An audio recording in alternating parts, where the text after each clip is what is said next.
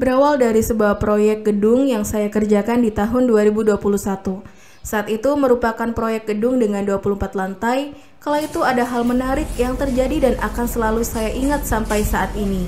Kejadian itu mengenai kasus pemotongan nilai tagihan proyek oleh owner dengan nilai kira-kira sampai 400 juta lebih. Pemotongan tagihan itu disebabkan oleh waste material besi yang membengkak. Standar waste besi yang ditetapkan oleh owner adalah 3% dari volume besi yang didatangkan oleh owner. Tetapi, waste besi berdasarkan besi yang diorder dikurangi hitungan volume adalah sebanyak 5%. Lalu, waste fisik di lapangan setelah didata kira-kira hanya 3%. Pusing nggak tuh? Muncullah beberapa pertanyaan dan praduga. Kok bisa waste-nya lebih banyak? Ini salah ngitung kali ya? Atau kemana ini hilangnya? Jangan-jangan dicuri orang. Sebagai informasi tambahan, material besi yang digunakan dalam proyek tersebut disuplai langsung oleh owner. Baik, pertama-tama kita breakdown satu-satu ya kemungkinan dari penyebab membengkaknya waste besi yang terjadi. Sebelum itu, izinkan saya mendetailkan jumlah besi yang ada. Saat itu, besi yang didatangkan oleh owner sebanyak 2.936 ton. Sedangkan volume besi yang dihitung berdasarkan shop drawing adalah 2.785 ton. Ada selisih sebanyak 151 ton. Dari selisih inilah yang dijadikan nilai waste aktual di lapangan. Yang jadi masalah adalah ketika owner hanya memberikan toleransi waste besi sebanyak 3% atau 88 ton dihitung dari jumlah besi yang owner datangkan. Sedangkan nilai waste aktual dihitung berdasarkan selisih besi yang didatangkan owner lalu dikurangi dengan volume besi yaitu sekitar 151 ton. 151 ton dikurangi 88 ton yaitu 62 ton. Nah, 62 ton inilah yang dijadikan acuan owner sebagai pemotongan tagihan.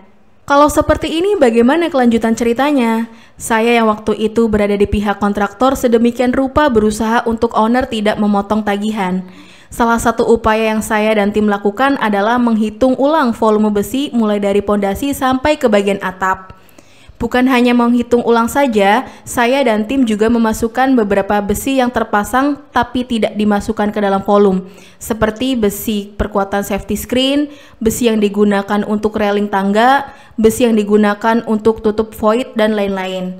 Setelah saya menghitung ulang semua volume besi, kemudian melakukan klarifikasi dan pengecekan ulang oleh QS owner, ternyata waste aktualnya masih besar, karena volume yang diajukan beratnya tidak terlalu banyak. Alhasil, kami kalah dan tagihan kami tetap dipotong yang besarnya sesuai selisih waste, yaitu 62 ton. Atau kalau dirupiahkan sekitar 498 juta, hampir 500 juta. Oh ya, for your information, harga per kilo besi saat itu di harga Rp8.000 per kilo. Dari kasus itu bisa ada beberapa kemungkinan kenapa hal itu bisa terjadi. Di antaranya yang pertama, perhitungan volume yang tidak real 100% seperti besi yang terpasang. Kedua, bisa jadi besi yang datang sebelum dipasang ada oknum yang nakal dengan menjual besi tersebut.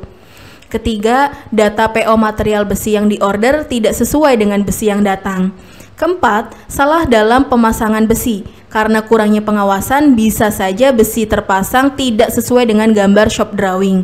Kelima, fisik waste besi aktual di lapangan besi bisa saja dicuri, dijual oleh pihak-pihak yang tidak bertanggung jawab. Dari berbagai kemungkinan tersebut, saya fokuskan terhadap masalah pertama.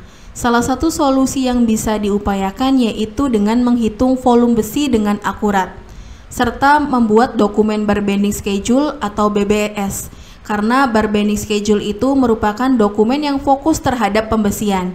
Dokumen BBS tersebut akan mendetailkan dari nama tulangan, bentuk tulangan, jumlah tulangan, kuantiti, panjang tulangan, dan volume besi. Selain dari dokumen shop drawing, pekerja bisa menjadikan dokumen BBS sebagai acuan dalam proses fabrikasi dan pemasangan besi. Hal itu karena nilai volume yang dihasilkan oleh dokumen BBS tidak akan terlalu jauh perbedaannya dengan volume yang terpasang di lapangan. Dengan dokumen barbending schedule juga bisa diketahui data sisa tulangan yang ada. Lalu bisa dioptimasi agar waste-nya sesuai dengan standar, yaitu 3%.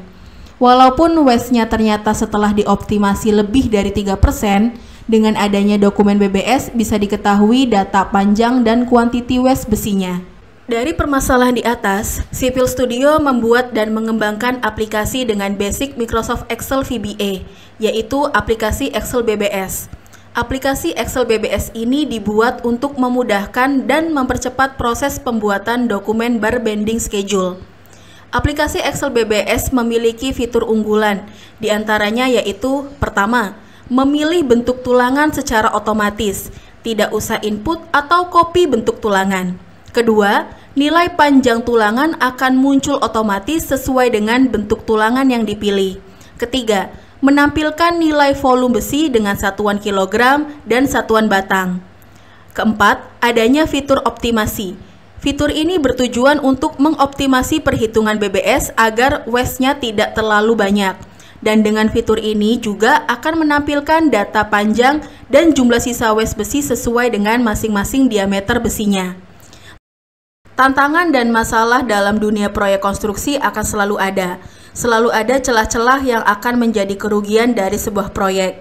Salah satu yang bisa dilakukan untuk mencegah kemungkinan masalah yang terjadi dalam sebuah proyek, diperlukan perencanaan yang matang.